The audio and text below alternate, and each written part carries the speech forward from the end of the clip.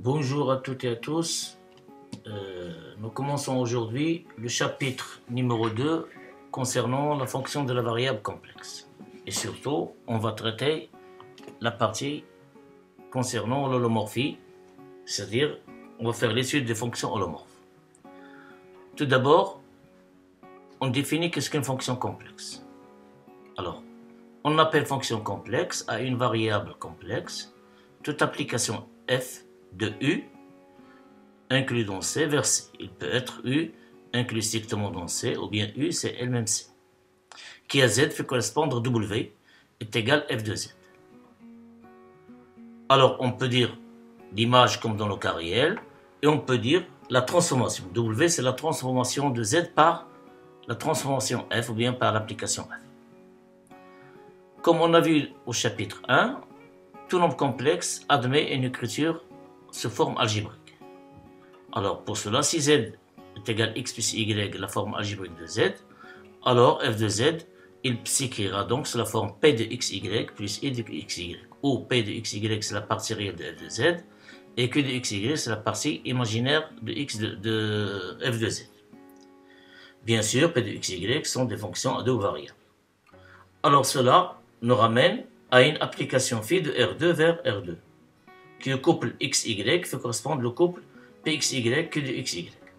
Voyons cela de plus près sur des exemples. Si on prend f de C vers C, qui à Z fait correspondre le conjugué de Z, comme le conjugué de Z égale x moins y, alors la partie réelle de f de Z, c'est-à-dire de Z bar, c'est x, et sa partie imaginaire, c'est moins y. Donc, xy, on fait correspondre pxy que de xy, c'est-à-dire x moins y.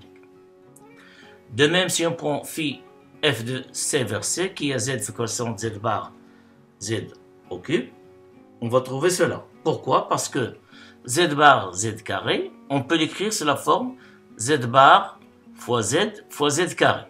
Pardon, Z bar, Z au cube, on va l'écrire sous la forme Z bar, Z fois Z carré. Or, Z bar, Z n'est autre que le module de Z bar au carré, c'est-à-dire x carré plus y carré. Donc on obtient x carré plus y carré qui multiplie Z carré. Et Z carré n'est autre que x carré moins y carré plus de ixy. Et en effet, si on les calcule comme on l'a vu au chapitre 1, on trouve que Z bar, Z au cube, c'est x à la puissance 4 moins y à la puissance 4 plus 2i xy, x carré, qui multiplie x carré plus y carré. Ça veut dire que la partie réelle de Z bar, Z au cube, c'est x à la puissance 4 moins y à la puissance 4, et sa partie imaginaire, c'est 2xy qui multiplie x carré plus y carré. Passons maintenant au point de la limite d'une fonction complexe. C'est comme dans le cas réel, on dit qu'une fonction complexe a une variable complexe admet une limite L qui appartient à C en un point Z0 qui est égal à x0 plus y0, c'est quel que soit y strictement positif, il existe état strictement positif, tel que dès que le module de Z moins Z0 inférieur à état, cela implique que f de Z moins L au module inférieur à epsilon. Alors, c'est purement la définition topologique en utilisant les voisinages. Ici, c'est le disque de centre Z0 d'Orion état. Ici, c'est le disque de centre L d'Orion epsilon. La même notation que dans R, on note L est égal à limite de f de Z quand Z tend vers Z0. Et si on pose L est égal à A plus IB, sa forme algébrique, où A et B sont des réels, alors le module de f de Z moins L n'est autre que le module de P de XY plus I de XY moins A moins IB, c'est-à-dire le module de P de XY moins A plus I qui multiplie que de XY moins B. Et d'après l'inégalité triangulaire du module, on peut déduire que le module de f de Z moins L est inférieur ou égal au module de P de XY moins A plus le module de XY moins B. De plus, pour le bien d'autre part, on a le module de P de XY moins A. Il est inférieur ou égal à la racine carrée de P de XY moins A au carré plus que de XY moins B au carré. En général, le module de Z il est inférieur ou égal à la racine carrée de la partie réelle de Z au carré plus la partie imaginaire de Z au carré. Et ce racine carré n'est autre que le module de f de Z moins L. Et de même, on peut avoir que de XY moins B inférieur ou égal à f de Z moins Alors ces doubles inégalités, ou bien ces inégalités, nous permettent d'avoir cette équivalence. Que limite de f de z quand z tend vers z0 est égal à L, si et seulement si, on a limite de p de xy quand y tend vers x0, y0 est égal à A, et limite de q de xy quand xy tend vers x0, y0 est égal à B. Pourquoi? Si on a f de z moins L, si f de z tend vers L quand z tend vers z0, ça veut dire f de z moins L, au module, il tend vers 0. Alors si ce module tend vers 0, si ce module tend vers 0, on va avoir que ces deux quantités tendent vers 0, c'est-à-dire p de xy tend vers A et xy tend vers B. Ok? De la même manière ici. Ici, on a p de xy tend vers A, ça veut dire que cette quantité tend vers 0, donc on va avoir que f de z moins L tend vers 0, même ici. On a aussi, c'est-à-dire on généralise la notion de limite et la définition des limites, à l'infini, on trouve un point fini, et en un point z0, on en trouve l'infini, et idem à l'infini, on trouve l'infini. Donc voilà, ce sont les mêmes définitions topologiques qu'on a vues dans le cas réel. Prenons un exemple, soit f défini sur le disque ouvert, le défini par z appartient à C tel que le module de z inférieur ou égal à 1. Si vous laissez le disque ouvert unité, par f de z égale i z sur 2. On va montrer que la limite de f de z quand z tend vers 1 est égale à i sur 2. Bien sûr, en utilisant la définition. Remarquons tout d'abord que le point 1 appartient au bord du domaine de définition de f. Il n'appartient pas au domaine, c'est-à-dire que f, ici, il est défini, f normalement il est défini en 1, mais on a pris U, si vous voulez, c'est U, c'est le disque ouvert de centre 0 et d'orient 1, et 1 appartient au bord, c'est-à-dire n'appartient pas, ne se trouve pas à l'intérieur. Alors, le module de f de z moins i sur 2 n'est que i, module de iz sur 2 moins i sur 2, en factorisant par i. Donc, on obtient le module de i est égal à 1, qui multiplie le module de z sur 2 moins 1 sur 2, c'est-à-dire le module de z moins 1, le tout sur 2, n'est que le module de z moins 1 sur 2. Alors, pour un epsilon strictement positif quelconque, on a le module de f de z moins i sur 2 inférieur à epsilon, entraîne que le module de z moins 1 sur 2 inférieur à epsilon, c'est-à-dire le module de z moins 1 inférieur à 2 epsilon. Mais nous, qu'est-ce qu'on veut? On veut, pour un epsilon strictement positif, pour n'importe quel choix de ces epsilon strictement positif, nous devons déterminer état tel que dès que z-1 inférieur à état, entraîne f de z moins i sur 2 inférieur à epsilon. Or ici, ça se voit clairement qu'il y a l'implication de l'autre sens. Donc pour cela, on va prendre état inférieur ou égal à 2 epsilon. Il suffit de prendre cela pour avoir le module de f de z moins i sur 2 inférieur à epsilon. Donc, quel que soit epsilon, il existe un état bien sûr qui dépend de epsilon. On peut prendre état égal 2 epsilon. Il existe au moins. Tel que dès que le module de z moins 1 inférieur à état, cela entraîne que f de z moins i sur 2 inférieur à epsilon. Donc, c'est un calcul ou bien c'est une justification de cette limite en utilisant la définition. Alors, il n'est pas nécessaire que la fonction soit définie en z0 pour qu'il aille une limite en z0. Comme exemple, f de z est égal à z moins 1 sur z au carré moins 1. N'est pas défini en 1. Mais la limite de f de z quand z tend vers 1, c'est la limite de 1 sur z plus 1 est égal à 1 demi. On peut le prouver en utilisant la définition.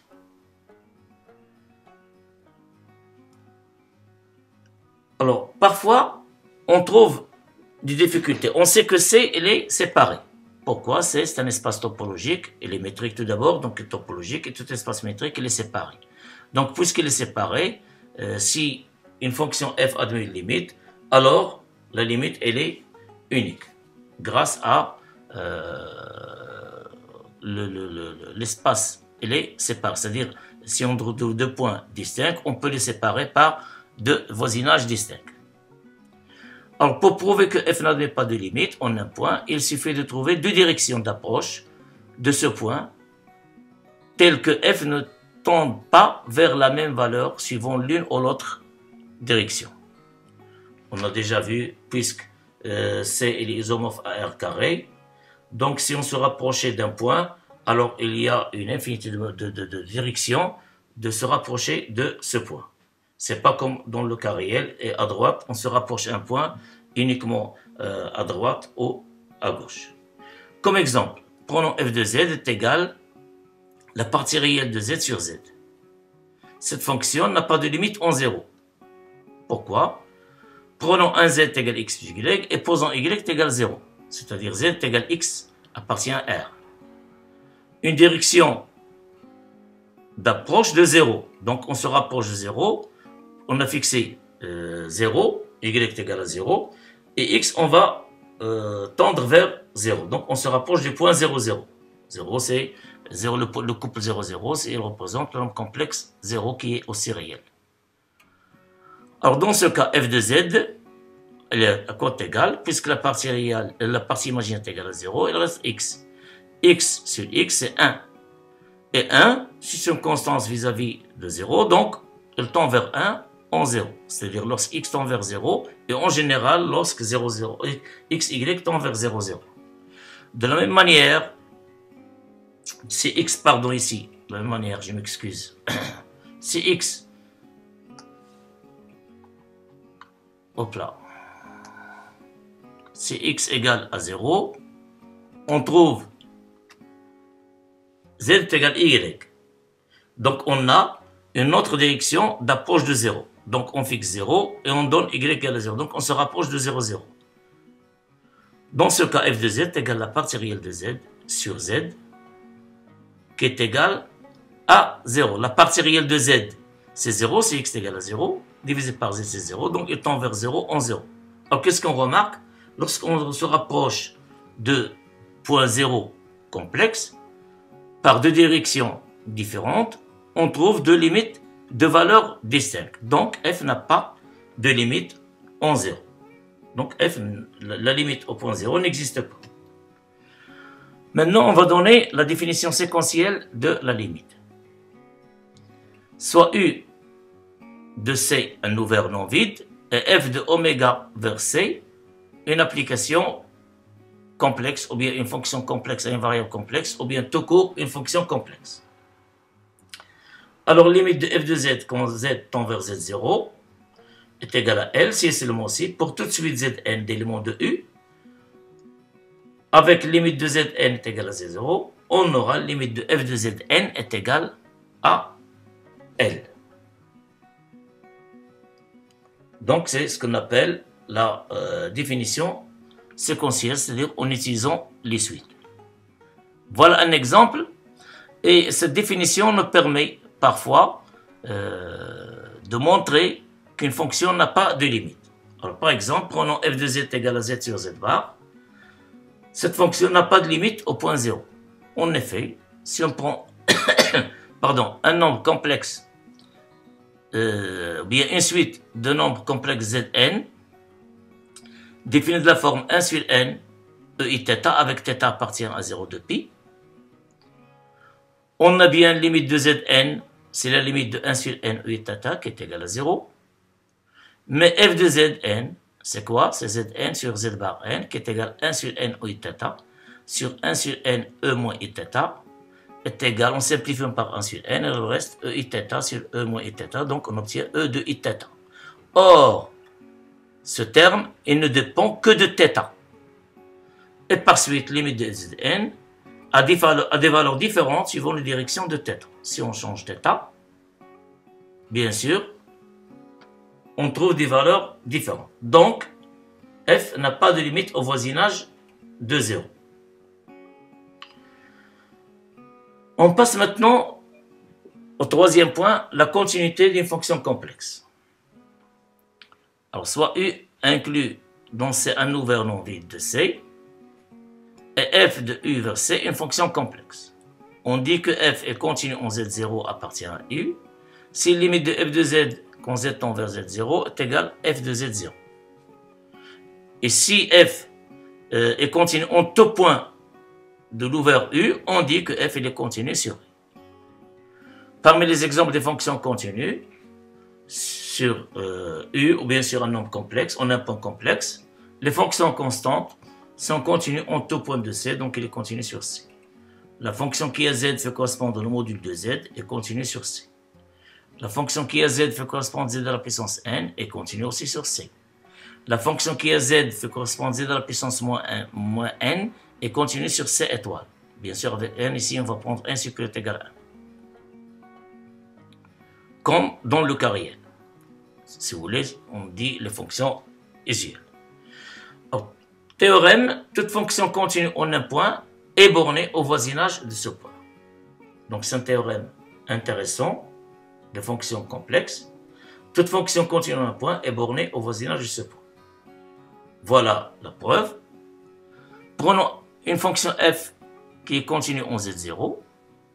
Alors, puisque la définition de la continuité, c'est la limite de f de z quand z tend vers z0 est égale à f de z0, c'est-à-dire pour un epsilon quelconque, on doit trouver un état tel que dès que z appartient à un disque ouvert de centre z0 et de rayon état, f de z appartient au disque de centre f de z0 et de rayon epsilon.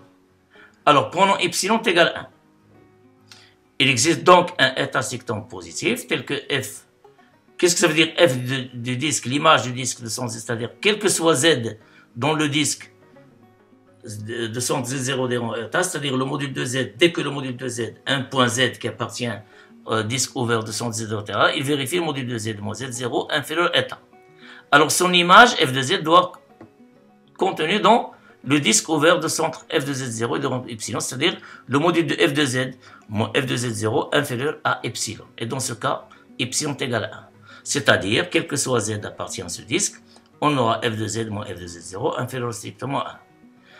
Et comme c'est déjà vu au chapitre 1, le module de f de z, le module de f de z moins le module de f de z0, il est inférieur ou égal au module de f de z moins f de z0.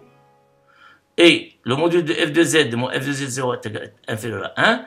On déduit que le module de f de z moins f de z0 inférieur à 1, c'est-à-dire le module de f de z, il est inférieur ou égal au module de f de z0 plus 1.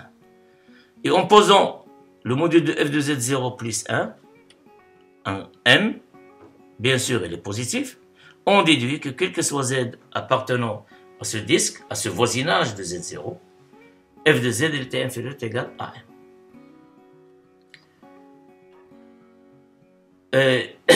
Pour une autre proposition, comme on a vu lors de la limite en un point, si f tend vers L, alors la partie réelle de f de z tend vers la partie réelle de L et la partie imaginaire de f de z tend vers la partie imaginaire de L. Si on prend une fonction complexe avec f est égal à p plus iq, alors dire que f est continu en z0 qui est égal à x0 plus y0, si et seulement si p et q sont continus en x0, y0.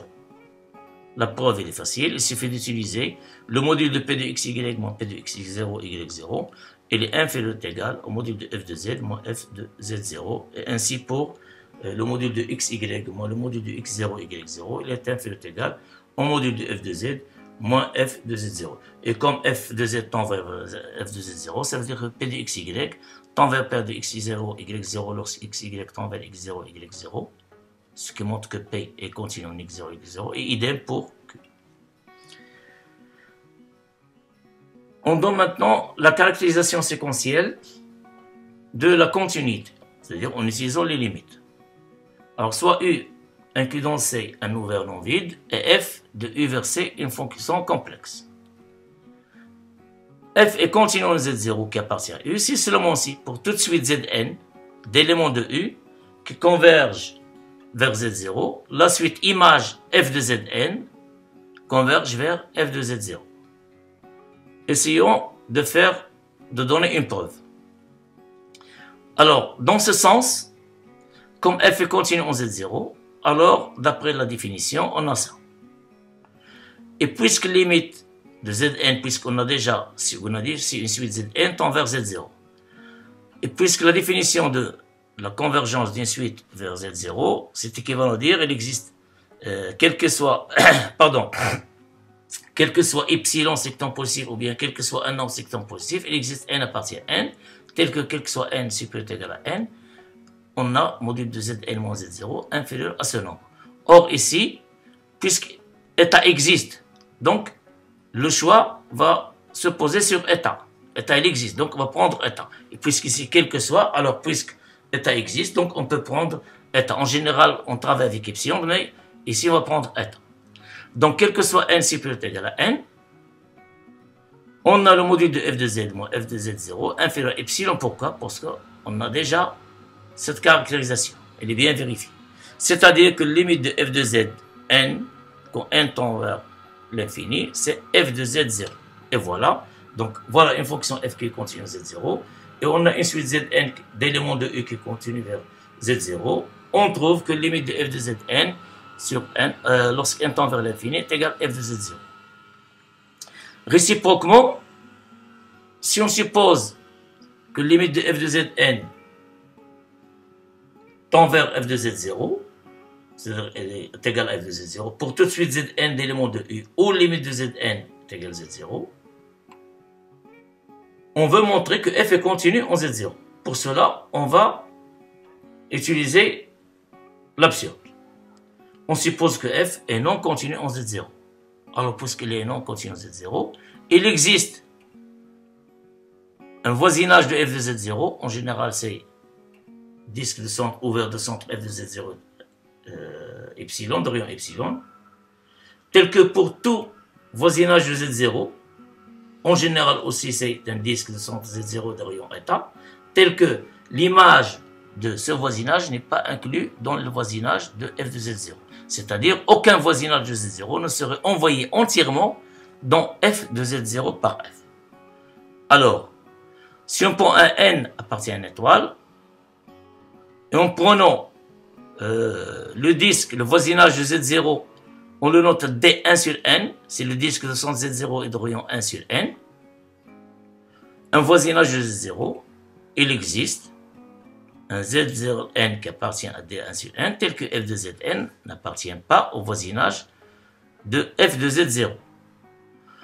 Alors ici, c'est pour chaque n qui appartient à une étoile. Ainsi, on peut construire une suite Zn d'éléments de U, tel que pour tout n appartient à une étoile, le module de Zn moins Z0 inférieur à 1 sur n, mais f de Zn n'appartient pas au voisinage de f de Z0. On a trouvé donc une suite, bien on a construit donc une suite Zn qui converge vers Z0, voilà. Zn il converge vers Z0, donc dès que n tend vers l'infini, on trouve Zn tend vers Z0, mais f de Zn ne converge pas vers f de Z0 puisqu'il n'appartient pas à ce voisinage, ce qui est contradictoire. Donc, notre supposition est fausse et par suite f elle est continue. Alors, j'essaie d'aller plus vite puisque ce chapitre, ce sont des formalités ou bien des généralités, mais la partie essentielle de ce chapitre, c'est l'holomorphie. Alors, soit f et g, deux fonctions complexes définies sur un ouvert u de c, et continue en z0 qui appartient à u, alors les fonctions, le module de f, le conjugué de f, le module de f, la somme de f et g, le produit de f et g, la multiplication d'une fonction g ou bien f par un scalaire complexe sont aussi continues en z0. Ici, on a g de z0 différent de 0, alors g est non nul sur un voisinage de z0. Et 1 sur g dans ce cas, il sera continu en z0. On parle maintenant de le composé de deux fonctions complexes. Si f et g sont définis sur les ouverts v et u de c respectivement, et g de u est inclus dans v, alors on peut définir f en g. On a g défini de u vers v, c'est-à-dire g de u est inclus dans v, et f défini de v vers c. Dans ce cas, on peut définir f rangé. Le diagramme ici, on dit qu'il est commutatif. Et si g est continu en z0, et g de z0 appartient à v, alors f bien sûr, pardon, f est continu en g de z0, alors f rangé est continu en z0. Et on peut étendre ces définitions sur l'ouvert tout entier ou bien sur une partie de U. Alors, parmi les résultats qu'on va donner et on termine, c'est pas ce chapitre, la partie 1 de ce chapitre et la partie 2, on va la réserver l'holomorphie ou bien les fonctions holomorphes. Alors, d'après ce qui précède, on peut donner ces résultats. La fonction qui est à z fait correspondre à la partie réelle de z, qui est égale z sur 2 plus z bar sur 2. C'est la somme de deux fonctions continues. On a déjà vu le z bar, elle est continue. Multiplié par un scalaire, l'une ou l'autre, on trouve qu'elle est continue sur c. Idem pour la partie imaginaire, qui est égale à z sur 2i moins z bar sur 2i. Elle est continue sur c. Aussi, les fonctions polynômes complexes. Elles sont continues, c'est la somme des fonctions continues sur C. Fonctions rationnelles, à condition que la fonction dénominateur, elle est non nulle. Elles sont continues sur, si vous voulez, leur domaine de définition, ou bien elles sont continues en chaque point Z0, ou Q de Z0 est différent de 0. Alors, merci pour votre attention. C'est la partie numéro 1 du chapitre 2. Et après, on va voir la partie numéro 2 du chapitre 2. Bon courage et au revoir.